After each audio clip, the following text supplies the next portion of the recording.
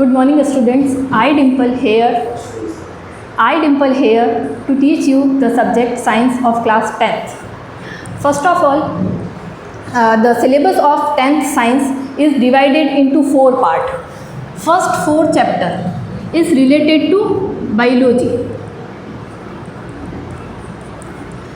Next 3 units is related to chemistry. And next 3 chapter related to physics. Remaining जो 8 chapters है वो related है हमारे एनवायरनमेंट साइंस और वेस्ट मैनेजमेंट से. आज हम केमिस्ट्री वाला जो पोर्शन है उसको स्टार्ट करेंगे, जिसमें चैप्टर नंबर 6 है chemical equation, chemical reaction and equation. तो हम सब अपनी डेली लाइफ में देखते हैं केमिकल रिएक्शन. हमारी डेली लाइफ में ऐसे कुछ इंसिडेंट्स होते हैं जिसमें हम केमिकल रिएक्शन या केमिकल इंसिडेंट्स जो है उसको देखते हैं. जिसमें अगर मैं सबसे पहले स्टार्ट करूं तो घर पे आपने देखा होगा मिल्क का कर्ड में कन्वर्जन, मिल्क का कर्ड में कन्वर्जन. तो ये क्या है, एक तरह से केमिकल रिएक्शन है और हम कह सकते हैं केमिकल इंसिडेंस है. तो इसमें हुआ क्या, मिल्क जो है उसकी स्टेट चेंज हो गई. तो केमिकल रिएक्शन बेसिकली है क्या, एक चेंज है. Chemical reaction is a change. अब चेंज जो है वो किस किस प्रकार से हो सकता है, किस किस तरह से हो सकता है, उसको हम देखेंगे. तो चेंज जो है वो 2 टाइप्स के हैं. चेंज जो है वो 2 टाइप्स के हैं. First of all, one change is called physical change, physical change. Next is chemical change, chemical change. In physical change, physical state of substance will be changed. Physical state जो होगी substance की वो change होगी, लेकिन उसका जो chemical composition है वो चेंज नहीं होगा. लेकिन केमिकल चेंज में क्या होगा, chemical composition will be changed, chemical composition will be changed.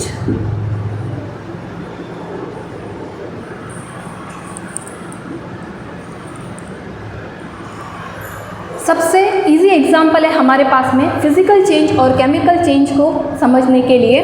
Chemical change, अगर मैं फिज़िकल चेंज की बात करूं तो सबसे इजी एग्जाम्पल है जो हम अपनी डेली लाइफ में देखते हैं, आइस. हम सब ने अपने घर पे आइस देखा है. अगर उस आइस को मैं हीट करूं, हीटिंग प्रोसेस से उसको गुजारूं, तो मेरे को क्या मिलेगा, वाटर.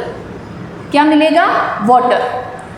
अगर वाटर को मैं और हीट करूं तो मेरे को मिलेगी वेपर. तो मेरे को क्या मिलेगी, वेपर. यहाँ हम देखें फिजिकल स्टेट की बात करूं तो आइस जो है उसकी फिजिकल स्टेट होती है सॉलिड, वाटर की फिजिकल स्टेट होती है लिक्विड, और वेपर की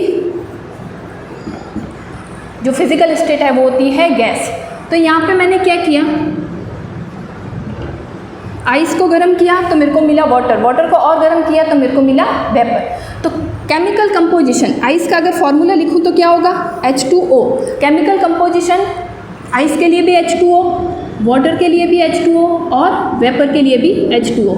but the physical state of ice is change in liquid, then liquid is change into gas, then it is called physical change, then it is called physical change. Then the first point of physical change will be cleared. Next, size, smell, color. These are called physical properties. Physical properties. ये भी क्या होगी, changed. Next, new substance will not be formed. Substance is not formed. Is not formed. Physical change जो है उसमें कोई भी नया सब्सटेंस या नया पदार्थ जो है वो नहीं बनेगा, केवल जो हमारे पास में रिएक्टेंट है, जो पदार्थ है, उसकी या तो फिजिकल स्टेट चेंज हो जाएगी या उसका साइज चेंज हो जाएगा या उसका कलर और स्मेल जो है वो चेंज हो जाएगी। In chemical composition new substance is formed, new substance is formed. Example milk to curd.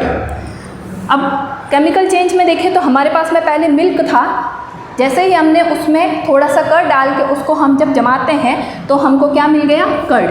तो जब हमने रिएक्शन स्टार्ट किया तब हमारे पास में कर्ड नहीं था, लेकिन अब हमारे पास में क्या है, कर्ड है, तो कर्ड हमारा क्या हो गया, न्यू सब्सटेंस। तो केमिकल चेंज में क्या होगा, हमको कोई भी नया सब्सटेंस जो है वो मिलेगा, लेकिन फिजिकल चेंज में ऐसा नहीं होगा।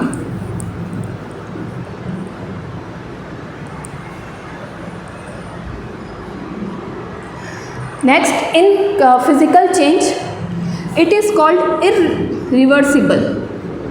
Irreversible change.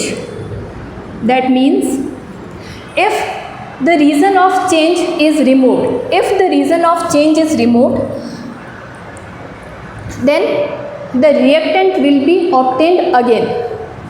रिवर्सिबल का मतलब हो गया कि ये जो है वो दोनों डायरेक्शन में चलता है। अगर हमने चेंज ऑफ जो रीज़न ऑफ चेंज है उसको हमने अगर हटा दिया तो हमारा जो स्टार्टिंग का जो हमारे पास में सब्सटेंस था वो मेरे को क्या हो जाएगा, वापस मिल जाएगा। जैसे हमने एग्जांपल लिया था H2O, वाटर जो है उसको मैंने आइस में चेंज किया बाय कूलिंग प्रोसेस। अगर मैं वाटर को कूलिंग प्रोसेस मतलब उसको अगर वाटर को लिया हमने और उसको हमने क्या कर दिया, फ्रीजर में जमा दिया, उसका जब टेम्परेचर कम हुआ तो वो किस में चेंज हो गया, आइस में चेंज हो गया। लेकिन अब हमारा यहाँ पे रीज़न ऑफ चेंज क्या है, कूलिंग प्रोसेस। लेकिन अगर आइस को वापस क्या कर दूँ, उसका टेम्परेचर ज़्यादा कर दूँ, उसको वापस हीट दे दूँ, तो मेरे को वापस क्या मिल जाएगा, वाटर मिल जाएगा।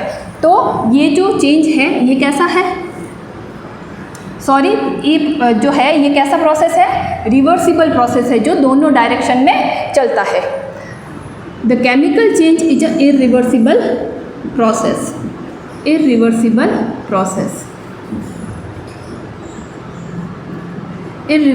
प्रोसेस मतलब ये जो है वो सिर्फ एक डायरेक्शन में ही चलेगा। जैसे बर्निंग ऑफ कार्बन,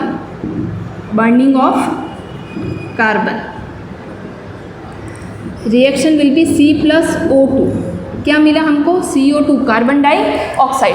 तो यहाँ पे कार्बन जो है वो अगर बर्न हो रहा है तो हमको मिल रही है कार्बन डाइऑक्साइड। अब हम कार्बन डाइऑक्साइड से वापस ऑक्सीजन और कार्बन जो है उसको अलग नहीं कर सकते, तो ये कैसा प्रोसेस है, irreversible process.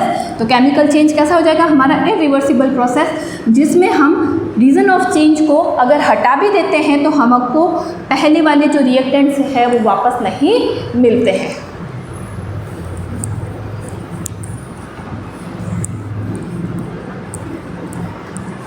Next is physical change is a temporary change. And chemical change is a permanent change. Permanent change क्यों है, ये अभी हमने जो समझा उस सेम एग्जांपल से हम इसको वापस समझ सकते हैं। टेम्पररी चेंज इसलिए है क्योंकि इसमें अगर हम रीज़न ऑफ चेंज को हटा देते हैं तो हमको वापस अपना पहले वाला जो सब्सटेंस है वो मिल जाता है, लेकिन केमिकल चेंज में ऐसा नहीं होता है। तो फिजिकल चेंज जो है वो कैसा है, टेम्पररी, और केमिकल चेंज जो है वो कैसा है, परमानेंट। तो these 4 are the properties of physical change and chemical change. In this we can conclude 2 question. If examiner asked us to differentiate chemical change and physical change, then we write the same answer, physical change and the chemical change, points of physical change and the points of chemical change. Now some example of physical change and chemical change.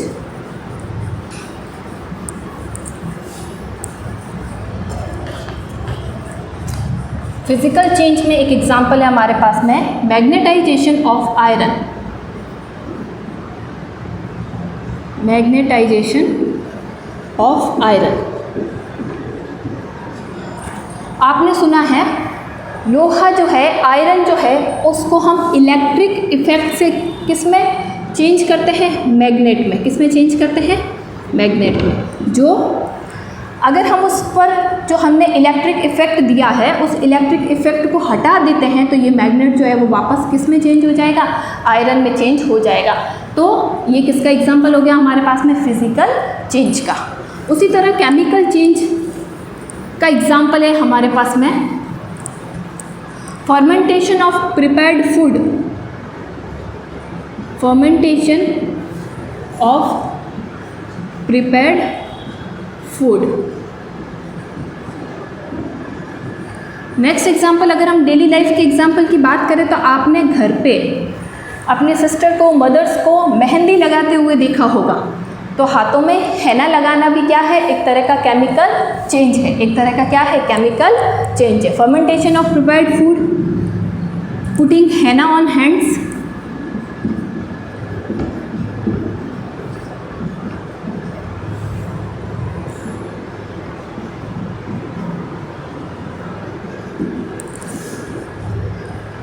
burning of a paper,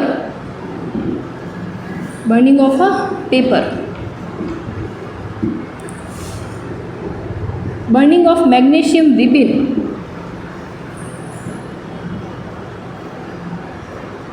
magnesium ribbon। Magnesium ribbon Mg जब वो burn होगी तो किससे react करेगी? O2 से। क्या बनेगा हमारे पास में? 2MgO, that is called magnesium oxide. तो यहाँ पे मैग्नीशियम ऑक्साइड जो है वो हमारे लिए क्या है? न्यू सब्सटेंस है। क्या है? New substance. तो ये जो है रिएक्शन, ये भी किसका एग्जाम्पल हो गया? हमारा केमिकल चेंज का। Now the next topic is chemical reaction. Chemical reaction, basically the chemical change is called chemical reaction। chemical change जो है उसको ही हम क्या बोलेंगे? chemical reaction। क्या बोलेंगे हम? chemical reaction। अब केमिकल रिएक्शन, एक और वर्ड है हमारे चैप्टर में, इक्वेशन। क्या है? इक्वेशन। तो हमको डाउट आता है कि रिएक्शन और इक्वेशन दोनों में क्या डिफरेंस है। तो केमिकल रिएक्शन जो है हमारी, उसको रिप्रेजेंट करने का जो मेथड है उसी को हम क्या बोलते हैं? Chemical equation. तो we can say representation of chemical reaction by using symbols and molecular formula। molecular formula is called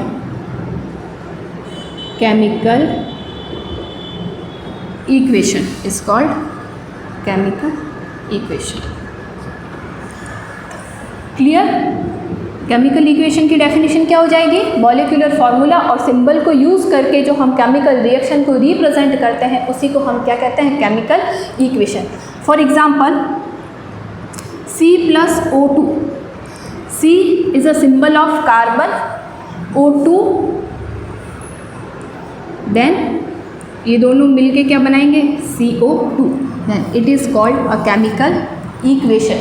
then it is called chemical equation। Now there are some rules to write a chemical reaction or equation। First of all, we learn how the chemical reaction is write।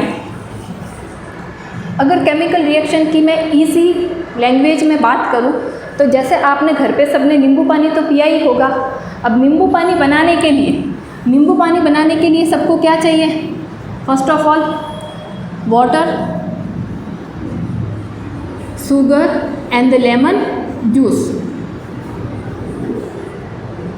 Then the lemon juice. ये 3 चीज़ें जो है वो required है किसको बनाने के लिए, नींबू पानी या लेमन जूस बनाने के लिए। ये तीनों को हम क्या करेंगे, एक ग्लास में हमने कोल्ड वाटर लिया, उसके अंदर हमने शुगर डाली, लेमन जूस डाला और उनको सबको मिक्स किया, तो हमारे पास में क्या बन गया, लेमन जूस, या और वी कैन से शिकंजी और नींबू पानी। Then the water, sugar and lemon juice, ये तीनों क्या कर रहे हैं, इस रिएक्शन में पार्ट ले रहे हैं। इस रिएक्शन में क्या कर रहे हैं, पार्ट ले रहे हैं। तो जो भी सब्सटेंस रिएक्शन में पार्ट लेते हैं उनको हम क्या कहते हैं, रिएक्टेंट। क्या कहते हैं, reactant. They are called reactant.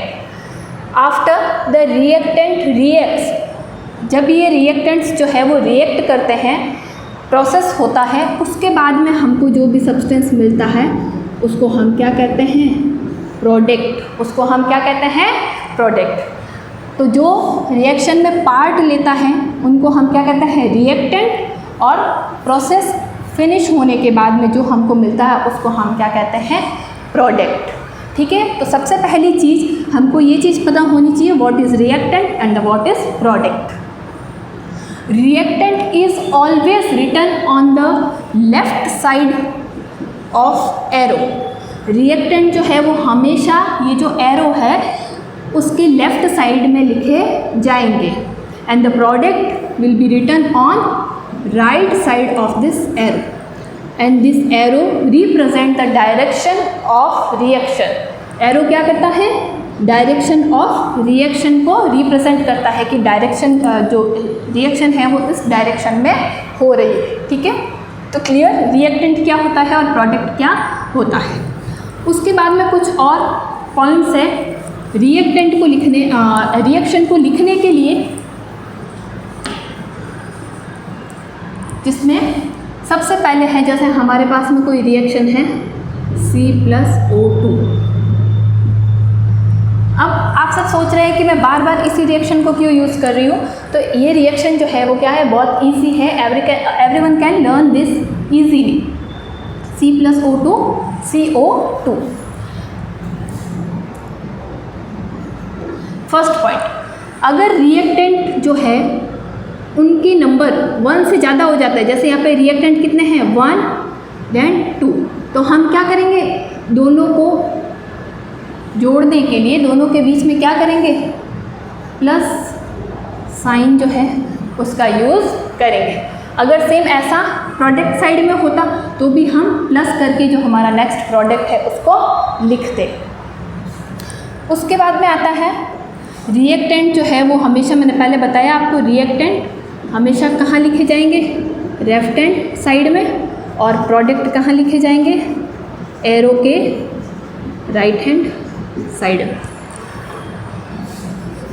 उसके बाद में अगर हमको रिएक्शन में रिप्रेजेंट करना है कि हमारा जो रिएक्टेंट और प्रोडक्ट है उनकी फिज़िकल स्टेट क्या है, उनकी फिज़िकल स्टेट क्या है, तो हम क्या करेंगे, अगर फिज़िकल स्टेट है सॉलिड तो उसके लिए हम पास में ब्रैकेट में स्मॉल s लिखेंगे। अगर ये है लिक्विड तो हम लिखेंगे L। अगर ये गैसियस स्टेट में है तो हम लिखेंगे G, और ये अगर एक्वस स्टेट में है तो हम क्या लिखेंगे, AQ। एक्वस स्टेट का मतलब वाटर और जो भी सब्सटेंस है उसका क्या है, हमारे पास में मिक्सचर है। फोर्थ पॉइंट, अगर हमारी रिएक्शन रिवर्सिबल है, अगर हमारी रिएक्शन जो है वो रिवर्सिबल है तो उसको रिप्रेजेंट करने के लिए हम 2 हाफ एरो का यूज़ करेंगे। ये साइन किसको रिप्रेजेंट करता है कि हमारी जो रिएक्शन है वो कैसी है, रिवर्सिबल है। For example reaction 1 + N2 + 3H2 make 2NH3, 2NH3। ये रिएक्शन जो है वो रिवर्सिबल रिएक्शन है, तो मैं कौन सा एरो का यूज़ करूँगी, हाफ एरो ऊपर और हाफ एरो नीचे। तो ये किसको रिप्रेजेंट करता है, हमारी रिवर्सिबल रिएक्शन को। उसके बाद में होता है, अगर मेरे को रिएक्शन पर कि वो रिएक्शन कौन से टेम्परेचर पे हो रही है, उस रिएक्शन पर कितने प्रेशर पे वो रिएक्शन हो रही है। तो टेम्परेचर और प्रेशर जो है वो भी कहाँ लिखे जाएंगे, इस एरो के ऊपर की साइड में लिखे जाएंगे। नेक्स्ट पॉइंट है, अगर मेरे को उस रिएक्शन में बताना है कि वो जो रिएक्शन है उस पर कोई कैटेलिस्ट है, उस पर कोई कैटेलिस्ट है, तो उस कैटेलिस्ट को भी मैं कहाँ लिखूँगी, इस एरो के ऊपर की साइड। कैटेलिस्ट कहाँ आएगा, एरो के ऊपर की तरफ। अब कई स्टूडेंट्स के मन में क्वेश्चन आ रहा होगा कि ये कैटेलिस्ट क्या है, तो अभी मैं शॉर्ट में बता देती हूँ कि कैटेलिस्ट एक ऐसा सब्सटेंस होता है जो क्या करता है, हमारी जो रिएक्शन है उसकी स्पीड को, उसकी वेलोसिटी को क्या करता है, चेंज करता है। जैसे कोई रिएक्शन है, हम चाहते हैं कि ये रिएक्शन बहुत फास्ट हो जाए, तो हम क्या करेंगे, उस रिएक्शन के अकॉर्डिंग उसमें कोई कैटेलिस्ट ऐड कर देंगे ताकि वो रिएक्शन क्या हो जाए, जल्दी हो जाए। कुछ कैटेलिस्ट ऐसे होते हैं जो क्या करते हैं, हमारी रिएक्शन जो है उसकी स्पीड को स्लो कर देते हैं। तो उस के ऊपर हम पढ़ेंगे, आगे हमारा टॉपिक आएगा इसी चैप्टर में कि कैटेलिस्ट जो है वो क्या होते हैं। तो अभी आपको सिर्फ इतना ध्यान रखना है कि कैटेलिस्ट जो है वो सब्सटेंस है जो हमारी क्या कर देते हैं, स्पीड जो है रिएक्शन की उसको चेंज कर देते हैं, या तो स्लो कर देंगे या फास्ट कर देंगे। ठीक है, उसके बाद में आता है, अगर हमारी रिएक्शन एक्सोथर्मिक है, एक्सोथर्मिक, तो उसके साथ में जो एनर्जी होगी उसको हम प्रोडक्ट के साथ में प्लस करके लिख देंगे। और अगर हमारी रिएक्शन एंडोथर्मिक है, अगर हमारी रिएक्शन एंडोथर्मिक है तो प्रोडक्ट के साथ में मैं क्या कर दूंगी, माइनस करके जितनी भी एनर्जी है उसको मैं लिख दूंगी। ठीक है, तो ये कुछ पॉइंट्स हो गए हमारे रिएक्शन के। उसके बाद में एक बार रिपीट कर लेते हैं इसको, अगर रिएक्टेंट और प्रोडक्ट जो है वो 1 और मोर देन 2 और मोर देन 2 है, तो हम क्या करेंगे, उनके बीच में प्लस साइन को यूज़ में लेंगे। रिएक्टेंट जो है वो हमेशा इस एरो के LHS साइड में लिखे जाएंगे और प्रोडक्ट जो है वो हमेशा इस एरो के राइट हैंड साइड में लिखे जाएंगे। अगर हमको रिएक्टेंट और प्रोडक्ट की जो फिजिकल स्टेट है उसको रिप्रेजेंट करना है तो हम क्या करेंगे, उनके पास में ही, जैसे CO2 इसके पास में मैं लिख दूंगी गैस, तो इससे मेरे को पता चल जाएगा कि ये जो मेरा प्रोडक्ट है वो कौन सा स्टेट में है, गैसियस स्टेट में है। उसके बाद में अगर हमारी रिएक्शन जो है वो रिवर्सिबल है तो मैं उसको 2 हाफ एरो से रिप्रेजेंट करूँगी, और टेम्परेचर, प्रेशर, इन सबको भी मैं कहाँ लिखूँगी, एरो के ऊपर। कैटेलिस्ट है तो भी उसको कहाँ लिखूँगी, एरो के ऊपर। उसके बाद में क्वेश्चन आता है कि केमिकल रिएक्शन की इतनी सारी प्रॉपर्टीज़ होते हुए भी इसमें कुछ क्या है, लिमिटेशन है, कुछ इसकी डीमेरिट्स है। तो डीमेरिट्स क्या है इसकी, सबसे पहले तो इसकी डीमेरिट, इसकी 2 ही डीमेरिट है। फर्स्ट डीमेरिट है कि हमको completion of reaction, completion of reaction कि हमारी रिएक्शन जो है वो कब कंप्लीट हो रही है उसके बारे में हमको कुछ भी इंफॉर्मेशन जो है वो नहीं मिलती है। और दूसरी इसकी डीमेरिट्स है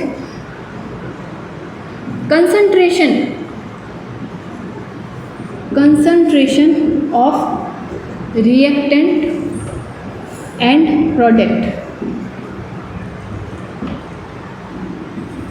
and product will not be found. हम किसी केमिकल रिएक्शन को देख के उसकी जो कंसंट्रेशन है रिएक्टेंट की और प्रोडक्ट की उसको हम फाउंड नहीं कर सकते, उसको हम फाइंड आउट नहीं कर सकते। तो ये हमको ध्यान रखना है कि हमारी केमिकल रिएक्शन की जो है वो क्या है, 2 डीमेरिट्स। उसके बाद में सबसे इम्पॉर्टेंट बात आती है केमिकल इक्वेशन, केमिकल रिएक्शन में एक लॉ है हमारे पास में,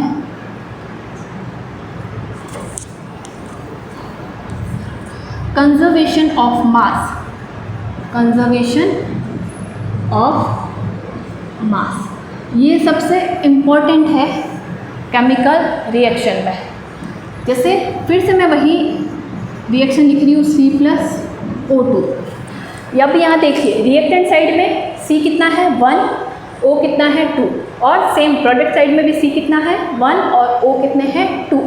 तो यहाँ पे हम देखते हैं कि C और O2 प्रोडक्ट साइड में जितना था उतना, सॉरी रिएक्टेंट साइड में जितना था उतना ही क्या है, प्रोडक्ट साइड में भी है, तो हम क्या कह सकते हैं, मास नेवर कैन बी क्रिएटेड। ना तो हम मास को बना सकते हैं, neither can be created nor destroyed, nor destroyed। मास जो है ना तो हम उसको क्रिएट कर सकते हैं, ना हम उसको डिस्ट्रॉय कर सकते हैं। वो केवल क्या होता है, एक फेज से दूसरे फेज में क्या होता है, चेंज होता है।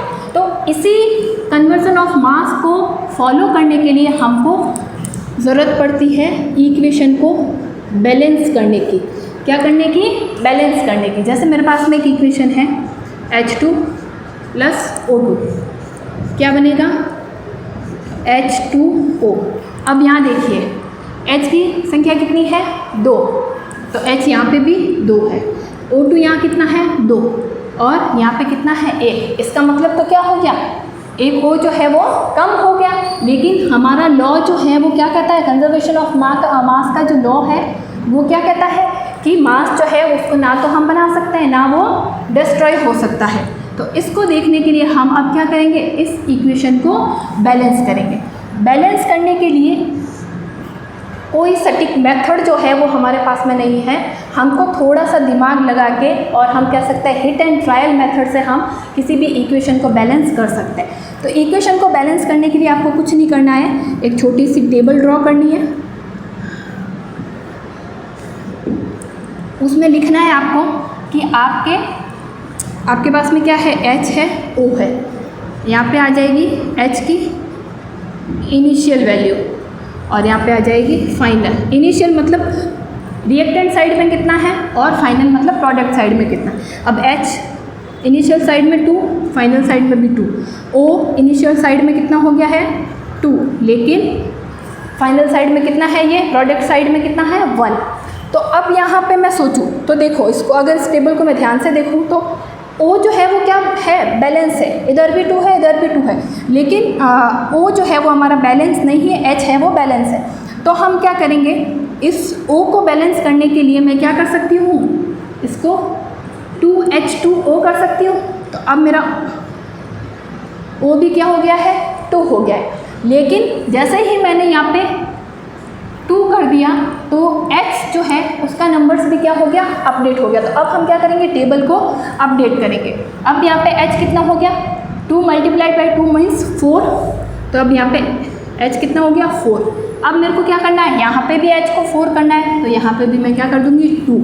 तो इनिशियल साइड में भी H कितना हो गया, 4, और फाइनल साइड में भी कितना हो गया, 4। Then it is called balanced equation. ये कैसी इक्वेशन है, बैलेंस्ड इक्वेशन, बैलेंस्ड इक्वेशन। तो इस तरह से आपको क्या करना है, थोड़ा सा अपना माइंड यूज़ करके किसी भी इक्वेशन जो है उसको आप बैलेंस कर सकते हो। एक और एग्जांपल देखते हैं बैलेंसिंग इक्वेशन का।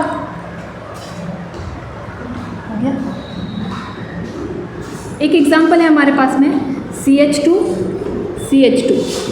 Plus H2 CH3। अब यहाँ देखिए, यहाँ पे भी हम क्या करेंगे, सबसे पहले एक टेबल ड्रॉ करेंगे, इनिशियल फाइनल 1 2 से कितना हो गया, 2। यहाँ पे देखो 1 2, तो यहाँ पे भी कितना हो गया, 2। H कितना है यहाँ पे, 2 + 2 4 + 2 6, और यहाँ पे भी H कितना है, 3 + 3 6। तो अब आप लोग सोचेंगे कि इस इक्वेशन को हमने क्या किया, बैलेंस नहीं किया। तो कुछ इक्वेशंस जो होती है वो खुद ही क्या होती है, बैलेंस्ड होती है, लेकिन कुछ इक्वेशंस ऐसी होती है जिनको हमको क्या करना पड़ता है, बैलेंस करना पड़ता है। Now it's time to your homework. Question number 1,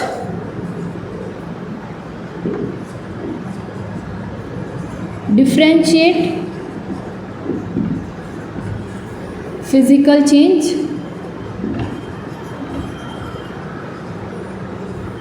and chemical change.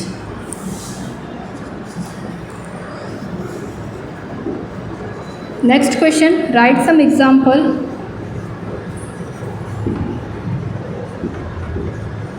Of physical change